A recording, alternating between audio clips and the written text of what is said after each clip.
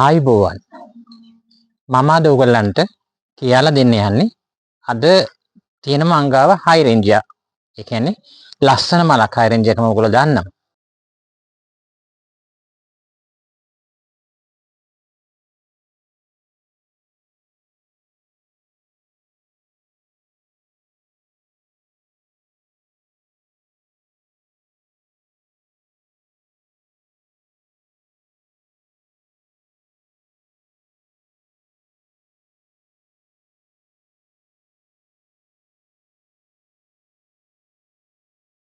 ඒ හයිරෙන්ජියා මල අද මම හිතවමත් නෙමේ මුකුත් කරන්නේ ඒ සම්බන්ධ හොඳ දීර්ඝම කතාවක් අද ඔයගලන්ට මම කියන්න යන්නේ. මේ තියෙන්නේ හයිරෙන්ජියා මල. ඔයාලට දැන් පේන්නේ මේකේ විවිධ වර්ණ. දැන් මේකේ මගේ white and blue එකක් තියෙනවා. මේකේ green and white වගේ පේන්නේ. මල පාට වෙනස් වෙනවා. මේකේ රහසක් තියෙනවා. දැන් මේ මල මමත් බයි කරන්න, සේල් කරන්න ගෙන ආපු එකක් මේක. ඒක ඔයගලන්ට කියන්න එපා මගේ ඉතුරු වුණා. දැන් මින් ඉතුරු වුණා කියලා මේක දැන් මගෙන් ගෙනිච්ච අය සමහර විට කාගෙන් ගෙනිච්චත් දෙයි මම මල් විකුණපු කෙනාට බනිනවා. මොකද එයා අනේ මල විකුණා මේ පර වුණා ආවේ නැහැ කියලා කියන. ඒකේ හැටි. මොකද මේ හයිරෙන්ජියා වැඩිපුර තියෙන මේ වගේ මල් පේපෙන්නේ සීත ප්‍රදේශ නුවරඑළිය බණ්ඩාරඑළිය මේ පැතිවල තියෙන එක. නමුත් මේක අපිට හදා ගන්න පුළුවන්. අපේ ක්‍රමයට හදා ගන්න ඕන නිසා තමයි මම කිව්වේ.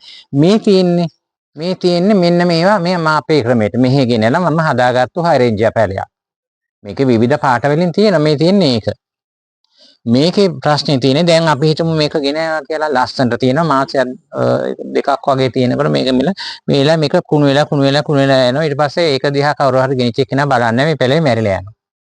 ඊට ඉස්සරලා අපි දැනගන්න ඕනේ මේකෙන් පැලයක් කොහොමද බෝ කරගන්නේ අපේ හරියට අපේ පරිසරයට හරියන්න මේ පැලේ කොහොමද හදාගන්නේ.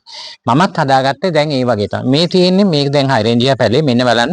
දැන් මේකේ මේ අතුරු කිලි දානවා. මේ තියෙන්නේ. දැන් මේක අතුරු කිලි දාන මේ දෙකේම එහෙම තියෙනවා. මේකේ මල පර වෙනකොට තව කාලයක් යනවා. තව මං හිතන්නේ මාස දෙකක් විතර යයි. ඊට පස්සේ මේක මිනිස්සු එක මරනකොට වතුර ටිකක්වත් දාන්නේ නැහැ. මොකද ඒකට ගහ සම්පූර්ණ මියුර වෙනවා. එහෙම නෙමෙයි. මේකේ මල පර වෙනකොට මෙතනින් කපලා දාන්න ඕනේ. කට් කරන්න ඕනේ. එහෙම කියන භාෂාව කට් කරනකොට මේ දන්නවනේ දැන් අපි මේකේ පැල දෙකක් හැදීගෙන එනවා. අපි මේක පොඩ්ඩක් පස්ස බොරුල් කරලා මේකෙම තියෙද්දි අපි පොඩ්ඩක් මේකට පොර ටිකක් දාලා අපිට කොම්පෝස්ට් හරි මොන හරි දාලා රසායනික පොර හරි කමක් නැහැ දාලා මේ පැලේ අපි හදා ගන්න ඕනේ. හදාගත්තට පස්සේ මේ පැලේ දෙකෙන් එකක් ලොකු වෙනකොට මේ වගේ මෙතනින් කපලා අරගෙන අපිට පුළුවන් මේ දැන් මේක අවසානයේ මෙතනින් හරි කපලා ගන්න පුළුවන් මෙහෙම කපලා ගන්න පුළුවන්. පැල දෙකක් අපි වෙනම හිටව ගන්නවා වෙනම භාජය අපේ පස් මිශ්‍රණය දාලා.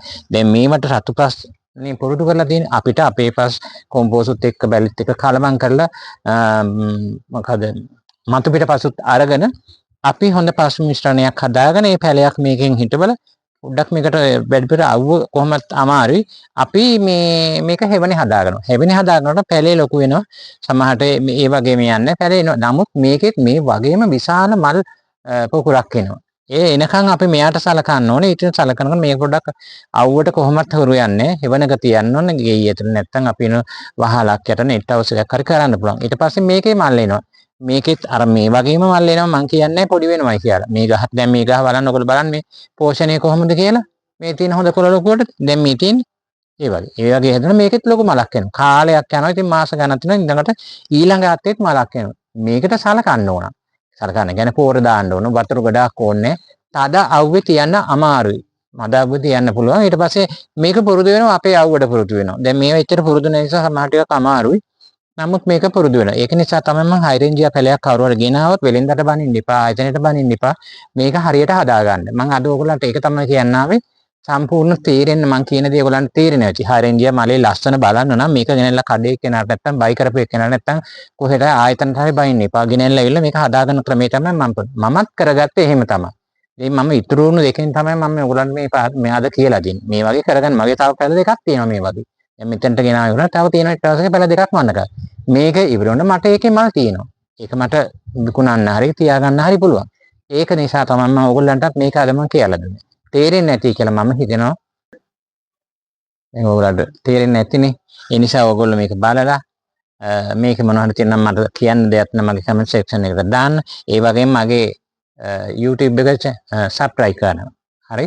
මට like කරන්න. මගේ ඒ වගේම කලින් කරපු පොකුරු පිච් එක හුඟ දෙනෙක් බලලා තිනවා. ඒකේ ප්‍රශ්න අහලා තියෙන මට පුළුවන් ඒකට ප්‍රශ්න.